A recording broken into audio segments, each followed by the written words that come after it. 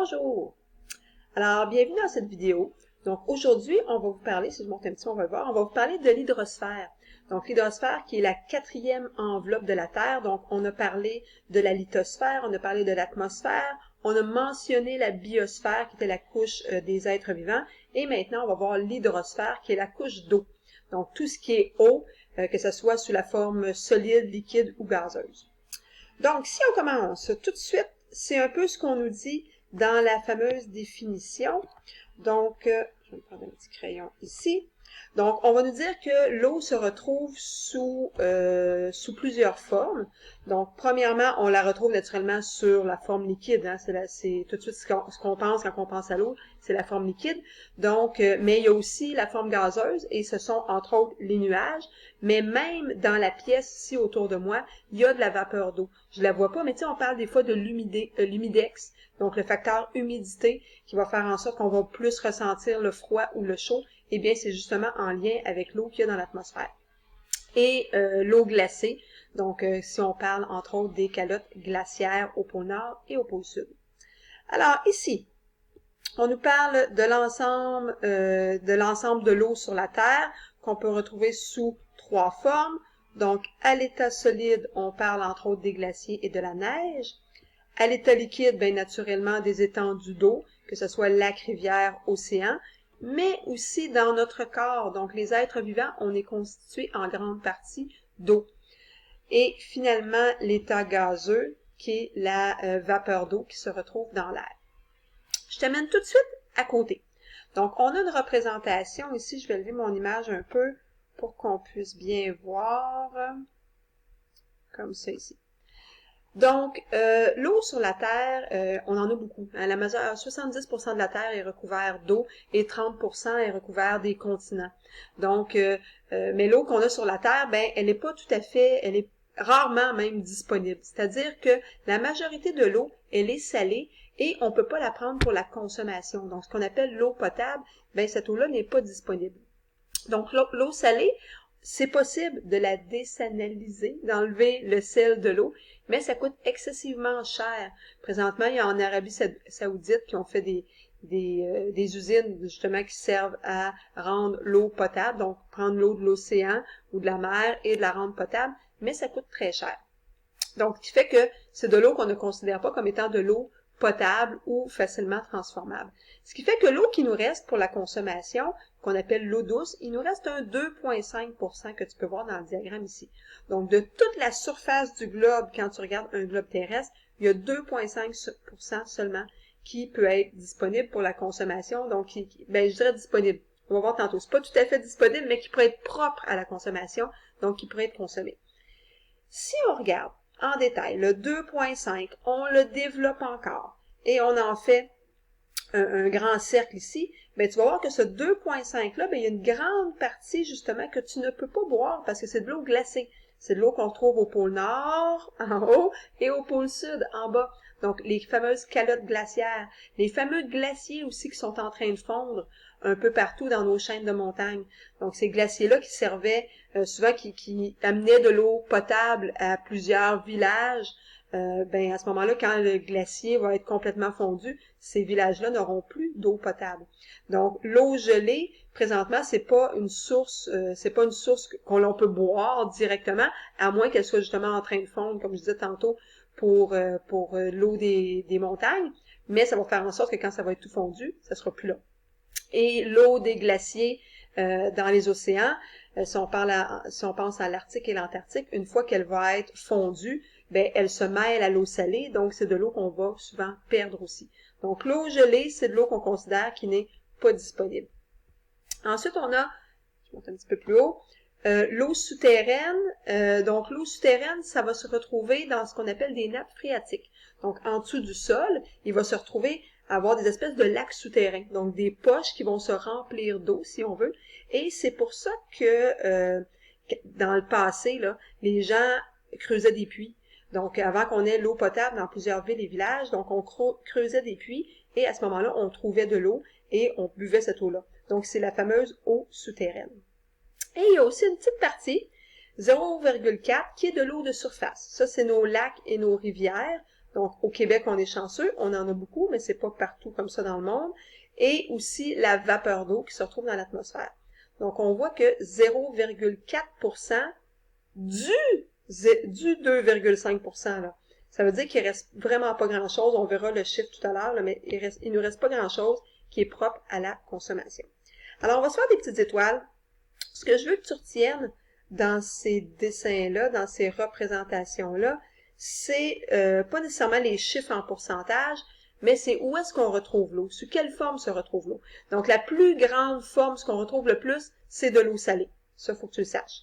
Ensuite, dans ce qu'on appelle l'eau douce, ben, l'eau douce est principalement dans les glaciers. Ensuite, on en retrouve sous forme d'eau souterraine. Et finalement, ce qu'on appelle l'eau de surface, c'est ce qui reste le moins. Donc, c'est plus en proportion que j'aimerais que tu te souviennes des choses. Il faut aussi me faire une autre petite étoile aussi, à côté de ce qu'on avait dit tantôt par rapport à les trois formes sous laquelle on retrouve l'eau dans notre quotidien. Donc, si on continue, donc dans le texte, on te parle entre autres de l'eau qui se retrouve dans les océans qui est salée, et ensuite de l'eau douce, ensuite de l'eau douce qui est en fait l'eau potable, et cette eau-là, ben principalement pour nous, là, ça va être l'eau de surface. Donc, l'eau potable que nous, on boit vient du fleuve Saint-Laurent et on va la traiter pour en faire de l'eau potable. Donc, c'est pour ça qu'on dit les cours d'eau, les lacs, etc. Ou encore de l'eau souterraine. Il y a encore des gens parfois en campagne qui ont accès à un puits et qui vont boire l'eau qui est souterraine à ce moment-là. J'ai fait un petit alinéa ici où est-ce que j'ai marqué or bleu. On compare parfois l'eau à de l'or bleu, c'est-à-dire que ça pourrait prendre une très très grande valeur parce que c'est rare. Donc plus quelque chose est rare et plus il va prendre de la valeur. C'est pour ça que l'or a une grande valeur, c'est parce qu'il est assez rare. Les diamants, la même chose.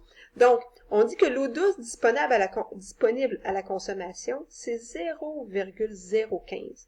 Donc, si on faisait tantôt le fameux 0,4% de 2,5%, donc calcul mathématique, là, mais on en arrive à 0,015% en plus de l'eau qui serait disponible pour la consommation, ce qui est vraiment pas beaucoup.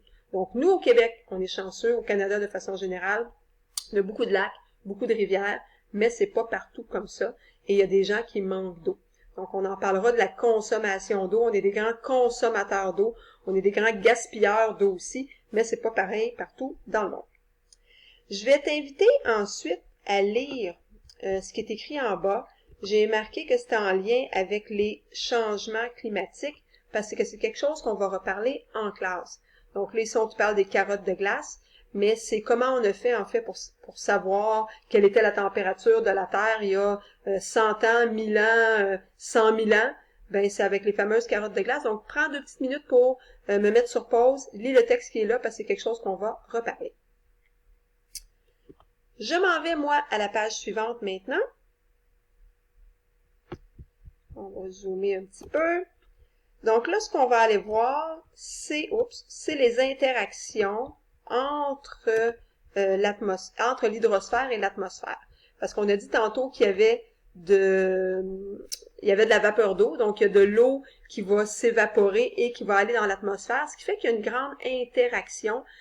Donc, ils vont s'influencer l'un et l'autre, autrement dit, l'atmosphère et l'hydrosphère. On va se faire une petite étoile à côté de ça ici. Donc, celui-là, on va en parler dans 2 petites secondes. Et on va parler de celui-là aussi ici, qui sont les deux qui vont nous intéresser particulièrement aujourd'hui. Et je vais prendre aussi mon surligneur. OK, donc je suis prête maintenant. Donc, l'interaction qu'il va y avoir entre les deux, ben, l'eau qui est dans l'océan, quand il fait ensoleillé, donc le soleil va réchauffer l'eau, et l'eau va s'évaporer. Et t'as pas besoin d'avoir 100 degrés Celsius là, pour que l'eau s'évapore avec le soleil, là. Donc, juste l'effet du soleil, ça réchauffe l'eau, et il y a de l'eau qui s'en va dans l'atmosphère. Et là, cette eau-là, elle est plus chaude, et là, on a vu que dans l'atmosphère, plus tu montes, plus il va faire froid. Hein, on a parlé de ça dans la section de l'hydrosphère. Donc, plus proche de la Terre, il fait chaud, et là, tu t'éloignes de la Terre, tu montes en hauteur, et il va faire de plus en plus froid. Ce qui fait que ton eau, qui s'évapore, qui était chaude, en hauteur, va refroidir. Et c'est ce qui forme les nuages. Donc, quand l'eau se refroidit, ça forme le nuage, et à ce moment-là, quand elle est rendue trop froide et avec une grande masse, c'est là que ça va se changer en précipitation et qu'il va pleuvoir ou encore qu'il va neiger. Alors, l'eau est réchauffée par le soleil, et ensuite elle s'évapore, et rendue dans l'atmosphère, elle va se refroidir et va former des nuages. Et là, ce que j'ai dit en deuxième partie, l'eau qui est contenue dans les nuages, quand elle est refroidie, elle est assez dense, à ce moment-là, va retomber sur la Terre, soit sous forme de pluie ou encore sous forme de neige. Et là, avec un certain temps, soit dans l'océan ou dans un lac ou dans une rivière, va encore se réchauffer et va retourner. Fait que tu t'aperçois que l'eau passe son temps à s'évaporer, retomber sur Terre, s'évaporer, retomber sur Terre, et ça, on va en reparler tantôt, c'est ce qu'on va appeler le cycle de l'eau. Les deux qui sont un petit peu plus bas, je vais les mentionner vite, mais je te ferai pas faire d'étoiles à côté, donc pour cette année, ils sont pas majeurs, donc on va juste les mentionner. C'est en fait que l'eau va régulariser la température un peu sur la Terre et que ces différences de température-là vont amener les vents. Donc les régions où est-ce qu'il fait plus froid, une région où est-ce qu'il fait plus chaud, l'air va tout le temps se déplacer du froid vers le chaud, ce qui fait que ça va créer des vents. Tu remarqueras, quand il y a des grands écarts de température, admettons, il y a une journée qui fait assez froid et que le lendemain, déjà, la température elle monte beaucoup, souvent, il y a des grands vents cette journée-là. Quand il y a beaucoup de vent, dis-toi que c'est souvent parce qu'il y a un changement de température qui s'en vient. Soit que ça va se refroidir, ou soit que ça va se réchauffer. Donc, c'est un petit peu ce qu'on vous dit ici, mais je le mentionne vraiment rapidement. Ensuite, en bas, je me suis fait un autre alinéa. On va se faire une autre petite étoile à côté. C'est par rapport encore là au changement climatique. Et aussi, pas seulement les changements climatiques, mais ce qu'on appelle l'effet de serre. L'effet de serre, c'est une bonne chose. Qu'est-ce que l'effet de serre? Je vais en parler plus en longueur en classe, mais c'est le fait qu'on a une couche gazeuse qui est formée de toutes sortes de gaz, mais aussi qui est formée de vapeur d'eau. Donc la vapeur d'eau qui est un gaz, en fait, hein, c'est de l'eau qui s'est évaporée. Et cette couche-là va former une espèce de protection qui va faire en sorte que quand les rayons solaires vont rentrer dans l'atmosphère, bien, ils vont rester un petit peu emprisonnés dans la couche. Ce qui fait que la Terre va se réchauffer. Mais c'est pas une mauvaise chose. La Lune, elle, c'est ce qu'on vous dit ici, là. La Lune n'a pas d'effet de serre. Ça veut dire que entre le jour et la nuit, il y a une différence de température de 350 degrés Celsius parce que la Lune, elle ne retient pas sa chaleur. Donc, quand il fait noir, il fait très, très froid. Quand il fait soleil, il fait très, très chaud. Donc, la température sur la Lune passe à peu près de moins 180 à plus 180 en l'espace entre la nuit et le jour. Donc, ça veut dire que s'il y avait des êtres vivants, il faudrait qu'ils soient capables de s'adapter à ça. Donc, présentement, on ne connaît pas d'êtres vivants qui peuvent s'adapter à des si grands écarts de température. Donc, si on n'avait pas d'effet de serre, il n'y aurait probablement pas de vie sur Terre. Donc, ça, c'est une des choses importantes qu'on va y revenir aussi. Donc, l'effet de serre, s'il n'y en avait pas, on ne serait pas là aujourd'hui. Donc, c'est quelque chose d'important. Dernière page. Donc, à la dernière page, on vous parle vraiment de ce qu'on appelle le cycle de l'eau. Le cycle de l'eau, c'est le fait que l'eau va passer par différentes étapes. OK? On va les surligner ici. On va partir du fait que l'eau commence, mettons, dans un océan, OK, ou on va se faire une étoile en même temps. Donc, dans une surface d'eau, on va faire une grosse étoile. Et elle va s'évaporer. Donc, ici, c'est ce qu'on a, l'évaporation de l'eau, donc l'eau qui était liquide, qui va monter dans l'atmosphère, et une fois qu'elle est dans l'atmosphère, si elle se refroidit, ça va s'appeler comment? Ça va s'appeler la condensation. Donc, ça, c'est des mots qu'on a vus, hein. Je sais pas si tu te rappelles quand on avait parlé de condensation liquide, condensation solide, mais ici, on a de la condensation liquide, ça passe de eau à vapeur. Donc, la vapeur forme les nuages, et il y a une autre chose qui peut former aussi des nuages, c'est la transpiration. Donc, on parle des arbres ou des animaux, on va perdre de l'eau. Donc, les humains, on perd de l'eau, les plantes vont perdre de l'eau aussi, c'est ce qu'on appelle la transpiration, et cette eau-là s'en va dans l'atmosphère. Donc, ça aussi va faire partie du cycle de l'eau. Et là, quand ça s'est assez condensé, eh bien, à ce moment-là, il va y avoir ce qu'on appelle les précipitations. Précipitation, ça peut être de la pluie, oui, mais ça peut être de la neige, ça peut être de la grêle. Donc, c'est l'eau qui retombe, soit sous forme solide ou liquide sur la Terre. Une fois que l'eau retombe, il y a deux possibilités. soit que l'eau va se promener à la surface, ou qu'elle va s'en aller directement dans un lac, ou il y a de l'eau, des fois, qui va pénétrer dans la terre. Hein. Quand il pleut, chez moi, ben l'eau rentre dans le sol, rentre en dessous du gazon, dans la terre, et là, s'il y a beaucoup d'eau, ben ça peut aller peut-être rejoindre une nappe phréatique qui est en dessous. Donc ça, c'est ce qu'on appelle l'infiltration. Donc, il y a de l'eau qui va s'infiltrer dans le sol, et à partir de là, la nappe phréatique peut aussi finir par rejoindre l'océan. Donc, c'est possible que ton infiltration, là, l'eau se promène, et vienne rejoindre un lac, une rivière ou l'océan. Et il y a de l'eau qui se promène à la surface de la Terre, qui, elle, va ruisseler. Donc, c'est-à-dire de l'eau qui va tomber sur la montagne, qui va s'en aller par un petit ruisseau jusque dans le lac, s'en va dans un autre ruisseau ou rivière, et s'en va finalement à l'océan. Donc, il y a 1, 2, 3, 4, 5, 6 éléments dans ton cycle de l'eau, et c'est ce qu'on vous présente un peu plus bas, ici. Donc, dans la définition et dans la deuxième image, qui revient à la même chose que la première. Moi, j'aime mieux la première parce qu'elle est imagée avec des dessins concrets pour nous, là. Mais la définition du cycle de l'eau, je te la surligne ici. Donc, on vous dit que c'est un phénomène de mouvement de l'eau. L'eau qui va se promener entre va se promener entre la lithosphère, donc de l'eau qui est sur la terre, dans la roche même, et qui va ensuite aller dans l'atmosphère. L'eau peut aussi être dans la biosphère, quand elle est dans nous, puis qu'il y a de la transpiration. Et tout ça, ça fait partie de l'hydrosphère. Donc, l'eau qui se promène de la terre à l'air, aux êtres humains, et qui revient à la terre, c'est ce qu'on appelle le cycle de l'eau.